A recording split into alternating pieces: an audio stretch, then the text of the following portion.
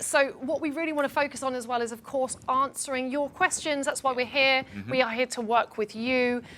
What I would say as well, just as a little reminder to everybody, is there is a button. If you haven't already, you can enter into the prize draw. At the end of this session, which is coming up in, I think, just under 30 minutes, we are going to be announcing 2 winners. If you are already a Match member, your amazing prize, I hope it's going to be an amazing prize, is you're going to have a one-on-one coaching session with me. I'm going to so look forward to meeting you in person. If you are a non-Match member, your prize is going to be 6 months membership with Match. What awesome prizes you're going to have. So don't forget to enter the prize draw. In the meantime, we are going to be taking loads of your questions. Yes. So, do you have any tips in being able to improve a dating profile? How do I make it more attractive? Oh, yes. Okay, so this is a good practical one, right? Because why wouldn't you want to have a better dating profile that does a really good job of communicating who you are and what you're about? So I'm going to go for the obvious thing first, and I'm going to talk photos. I do think in a social media generation, our expectations for what is a good photo have increased. So I want you to look at the photos you have, and I want to ask you a few questions, and well, for you to ask yourself a few questions about them. First of all, is that profile well lit? Is that picture well lit? Often pictures in natural light that aren't very pixelated and grainy look better. So we want a picture that really pops and that's really clear. I also want to be able to see you clearly in these pictures. So I want you to take off the hat, take off the sunglasses. Instead of going for I'm not going to really show much of myself, or I'm only going to put a couple of pictures up there in case someone isn't attracted to me physically. Remember, there will be many people who are attracted to exactly what you have to offer. So making sure that you present yourself clearly is really important. Also, let's go for a bit of variety in the background, because people would look at photos and they will read into it what your lifestyle is like and what it would be like to spend time with you as a romantic partner. So because of this, if you do like travel, let's get a bit of travel in the background and try and mix it up so that not all the photos there are the bathroom selfie. I am guilty of this a little bit myself. So that's pictures. Should we talk a bit about profile? Yes, and in terms of what would we put in this in terms of the profile statement even? Yes. Is it something where you should have it really long? Should you keep it short and sweet? Should you not put anything there at all to try and definitely say you got to say something. Yeah, okay. It doesn't say mystery if you don't fill in your online dating profile. It says, I couldn't be bothered to fill in my online dating profile, which is, if you're looking for that committed, connected relationship, that is not the message you want to send out. So even if it takes you, an hour or 2 this weekend, let's do a rewrite on it. And I've also got an exercise to improve your profile. So I want you to read your profile right now. And I want you to notice where you use words that aren't specific. So that could be something along the lines of, I'm going to go for the all-time classic. I have to say, I like going out, but equally, I like staying in. First of all, that is everybody. Everybody likes that. So we're really not getting a sense of your individuality and what makes you special and awesome. Likewise, if you're saying, I like travel or I like food, again, this is going to be kind of most people.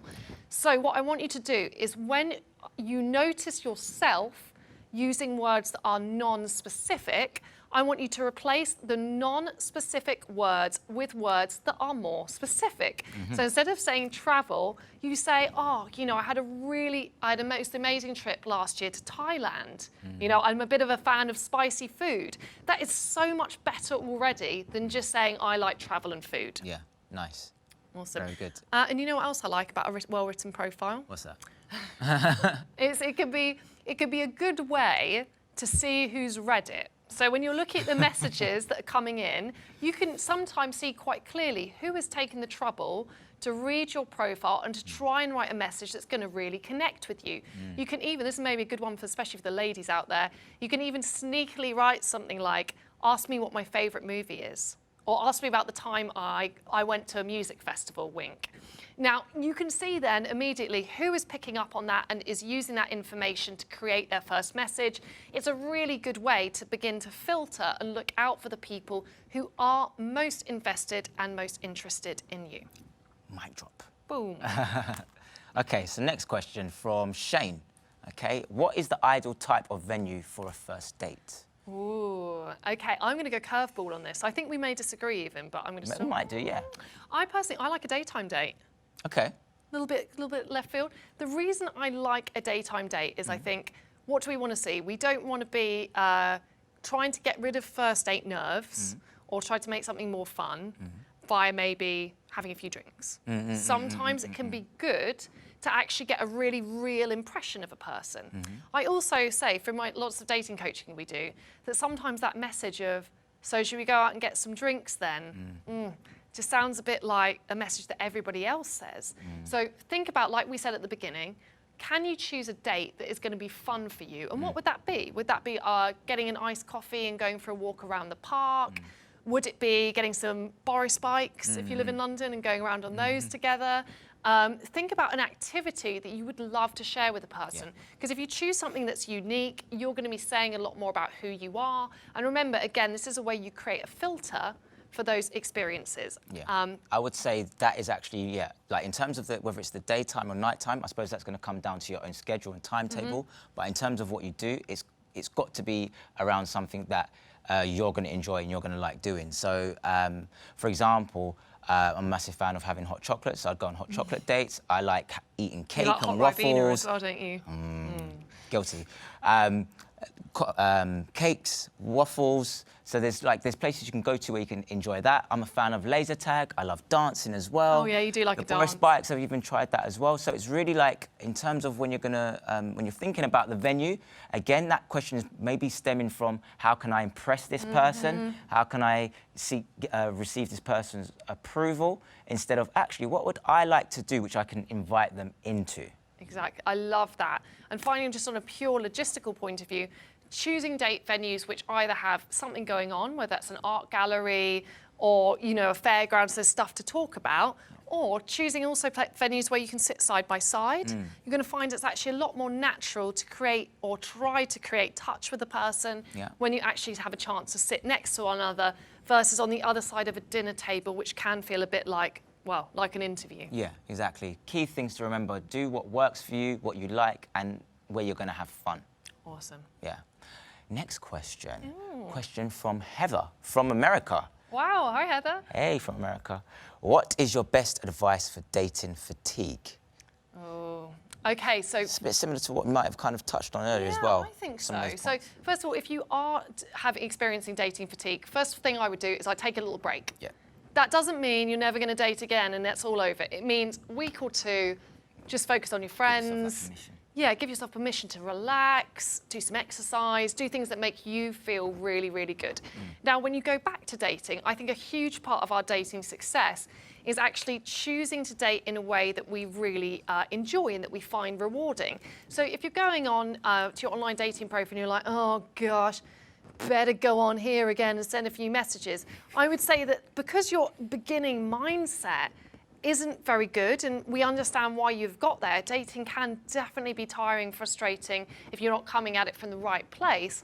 What you want to remember to do is you want to be like, okay, I would also do some mindful dating. So instead of replying to people on your online dating site, and instead of saying stuff like, oh, you know, doing it in the queue, or while you're waiting for a bus, or something where you're very distracted and time poor, set aside proper time for it, whether that's 30 minutes every evening or every other evening. So you can really enjoy the process of going through those messages. And because you're not doing that response from a frantic state of mind, you're going to probably find that you make way better choices as to who you start to engage with. Nice, perfect. Okay, next question. From Chicken Wing, also not from America, but this time from Great Britain. How do you stay confident and positive after a dating setback? Ooh. So dating setback, I am going to say that what could a dating setback be so the other people can connect with that?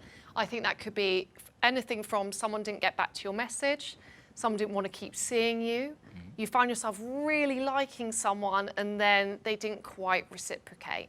So I think the beginnings of this, I think it all comes from, again, the space of how we choose to see it. Because we could choose to see someone not getting back to us as, I have just lost out on this amazing person. Or That you hardly know. That you hardly know. Good point, good point. Or you could choose to see it as, you know what, actually, this person has shown me pretty early on that they're not open to having the same level of relationship as I wanted. So I'm clear about that, which is going to allow me to let that go and put me in a better place to go and meet some of the many, many other potentially right people that are out there. So I think it comes back to remembering this isn't all on you, chicken wing. The other person has that 50% to play as well. And we want you to start really prioritizing, looking out for someone who is equally invested. And remember, you are worth that equal investment. Yeah. Just adding on to that, you get to acknowledge, you can count it as actually a win versus a loss because you've actually weeded out and filtered out someone who's not a match for you. So now you've got more space for other people who potentially will be a match for you. Awesome. Next question from Richard. How can I move things on to show that I'm interested in being more than friends? It's usually a simple question as well for guys. Definitely, that comes up a lot. This is a common dating pitfall. Yeah. And I get that it really is difficult because I would imagine, Richard, that the reason that you have been holding back so far isn't because you don't like the person, it's because you're wanting to make sure they feel comfortable and you're looking out for a signal from them that they are open to the same thing as you. Yeah. So it's probably coming from quite a nice space. And actually, when that's constantly misinterpreted as you just want friendship, you probably feel quite misunderstood. To not feel misunderstood anymore, let's start to reprioritize Richard communicating his intentions clearly versus you taking too much of a backseat. And this doesn't have to be too much. This doesn't mean you have to be all over a person. It simply means that we have these clear points of communicating intentions. So, couple of examples. When you meet a person, you're not meeting to hang out or talk about that project. You are meeting up to have a date.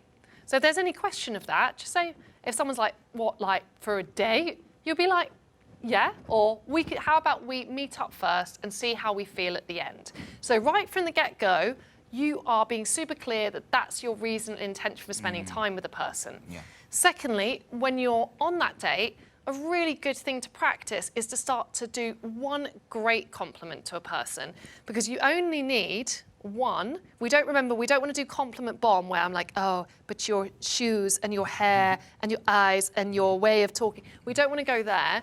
Instead, we want to make it really sincere. So remember, you should be selecting that person based on them showing up as having one of those must-have qualities that's on their list. If they have a must-have quality, I'd advise you saying something like, I just want to say, I really like how playful you are. So remember, it's, I just want to say, a little bit of a touch, I really like how playful you are. This is a way of showing someone that you've really listened to them and that there's something that they are doing, that they're contributing, which is making you really connect with them and like them more. Yeah, nice. Anything you'd like to add to that? No, I think you actually covered that very well. Yeah. Good. So remember as well, Richard, this is also keep your intentions clear because you prioritizing, filtering people for the kind of relationship that you would like to have, and also saving some of your time, that is more important sometimes than playing it way too safe and therefore not getting that connection that you deserve. Yeah, nice. Okay, so our next question from Moneypenny. Ooh, I like that. Moneypenny. That's nice. So I'm a single mum and I feel it puts people off. How can I be honest about this without scaring them? Oh, first of all, bless you, Moneypenny. You sound like a really lovely woman, and I am sorry at the moment that you've seen this piece of information as something that will scare someone off. Yeah, That's not how it is. First of all, obviously, your motherhood and everything that you've achieved is something you should be super proud of. Win. It's a win, but it's true to say, not everybody. And you're a single mum. Sorry, I've got to massively acknowledge that as well. Yeah, because I was brought up in a single household as well. So yeah. You know, that's props to you. So I think we want to shift how you are currently seeing this. And then let's think about this. There will, of course, be, as with everything, whether it's being a single mum, whether it's having a disability, whether it's being from a particular background, whether it's having brunette hair, there is always going to be some people out there who, for whatever their reasons, whatever you've got just isn't a match for them.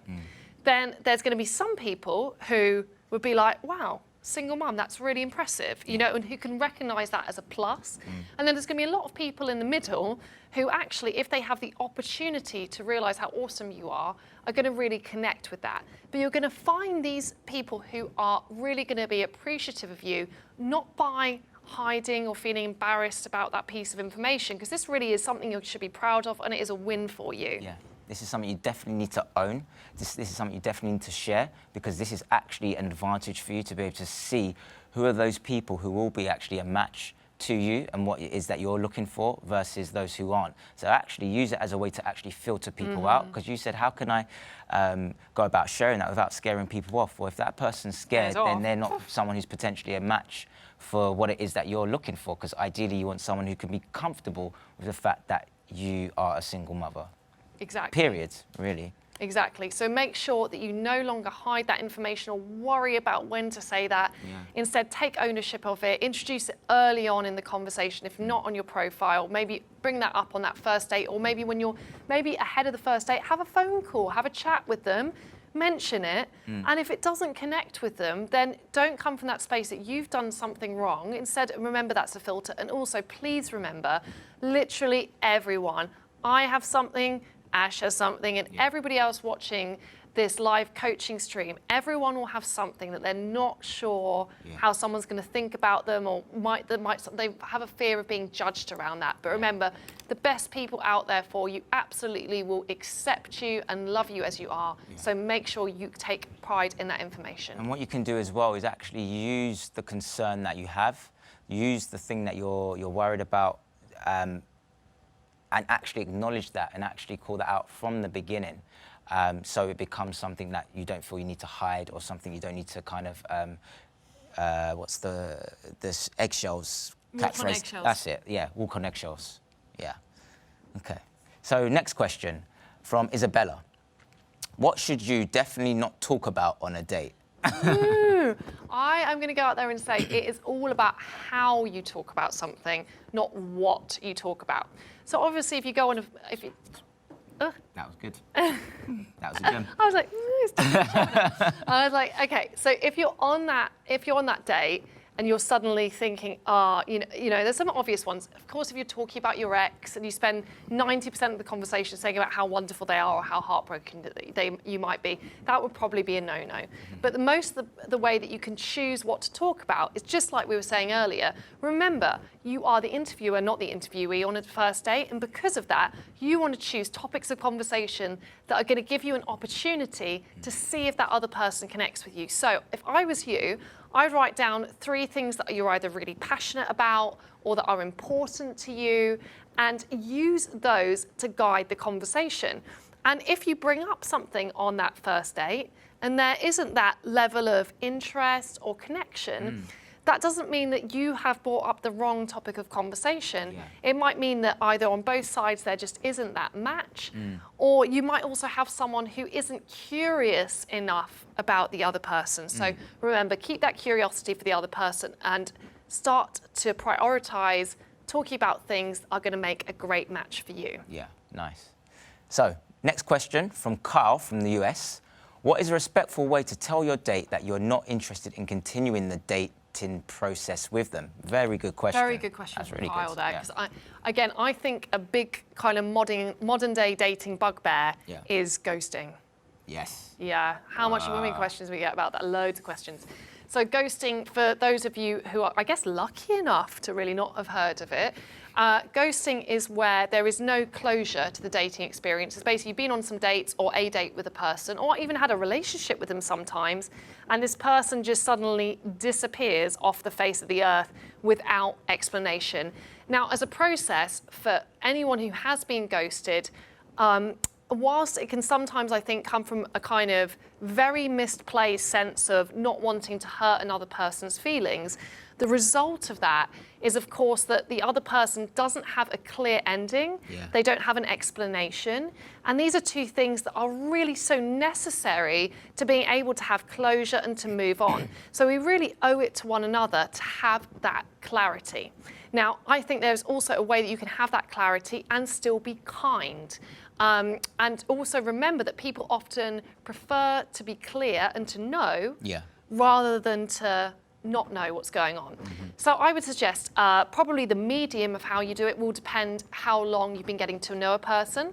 If it is that you've been on just a date with them, I think we can send a message. If you've been dating for a while though, I think this is going to require a phone call or a conversation in person, because people will feel more able to let things go if you have given them that respect to have that conversation with them.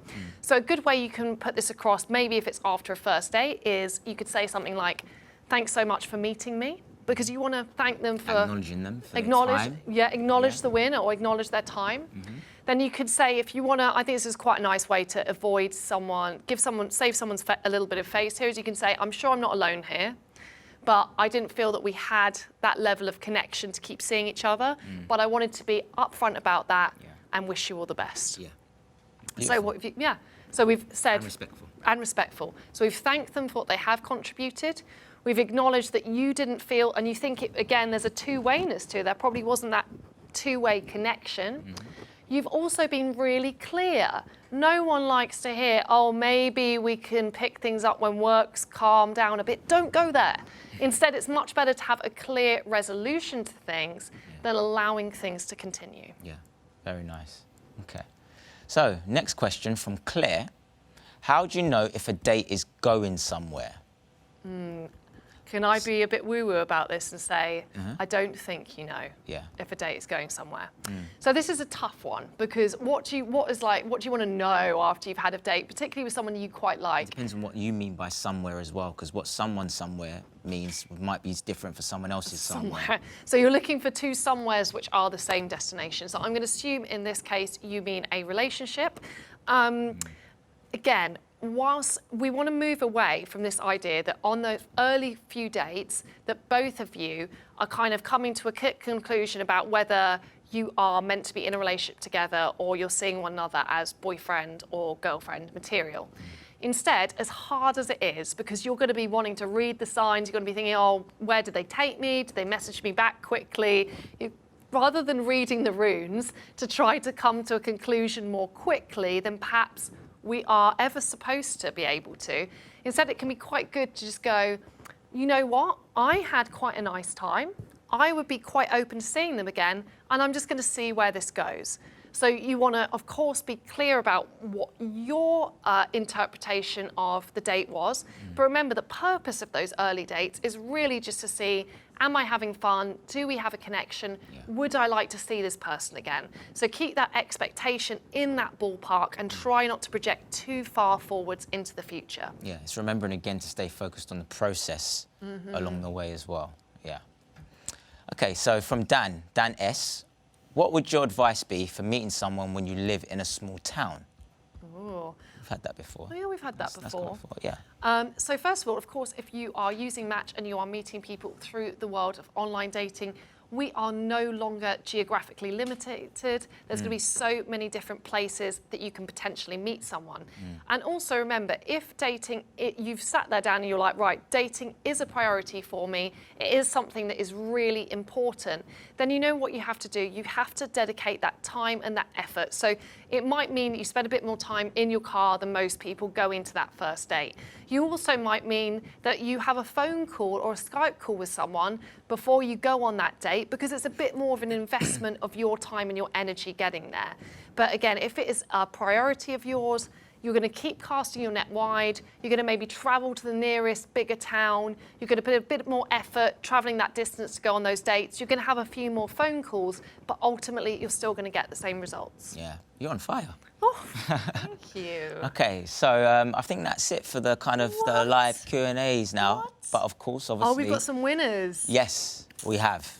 Okay, so remember, just as a recap, the Match member winner is going to get a coaching session with me. Yeah. I'm going to really look forward to that. I'm going to get a chance to really get to know you personally and help you out. I can't wait to work with you. For the non-Match member, you're going to get 6 months of Match membership, which is going to give you so many opportunities to put the advice that we've discussed today into practice. So, without further ado, Ashley, would you like to announce who our winners are? Sure. So we've got Kimberly from the UK. Woo. You are our winner, and you're going to have your own personal one-on-one coaching with Hayley. Hey, Quinn, Kimberly. the lady really herself. Nice to meet you. Yeah. Awesome. And in terms of the non-Match member, in regards to the 6 months, it's Silver Pear from the UK. Woo. You are our second winner. Mysterious Silver Pet. Well, thank you so much. First of all, thank you, Kimberly, and thank you, Silver Pear, for entering. But also thank you to everybody else who has entered today and who has participated and joined in with us. We've had a really great time, but we couldn't have developed and done this live coaching session without your contribution. So I think it's time to acknowledge a win here and say thank you to yourself for sending all these amazing questions in and for listening, and to also for spending this time dedicated to improving your own dating life. That is awesome. Obviously, we've had a lot of questions. We have tried to incorporate as many as possible. If there were some that we didn't quite get around to, I want you to stay tuned because we may be covering that again at another session in the future. If you are not yet a Match member and you want to hear about potential future sessions and also, of course, meet the wealth of single people that are out there and who are also motivated to meet you, make sure you sign up using the link that is going to appear on this page. Finally, as well, if you have watched this, I know we've covered a lot today. Yeah. We've gone through a lot. You might have been filling in, I hope you've been writing those notes. If you haven't and you've been on a sort of bus or something, don't panic because you will be emailed shortly with a recording of this session. So you have the chance to listen to it again. And I would advise, if you can, listen to it again at leisure, make those notes and really put those changes into action. Yeah. So one last time from Ash and I, we wanted to say a huge thank you. Major win. Thank you for joining us, and we'll look forward to chatting to you again another time. Take care.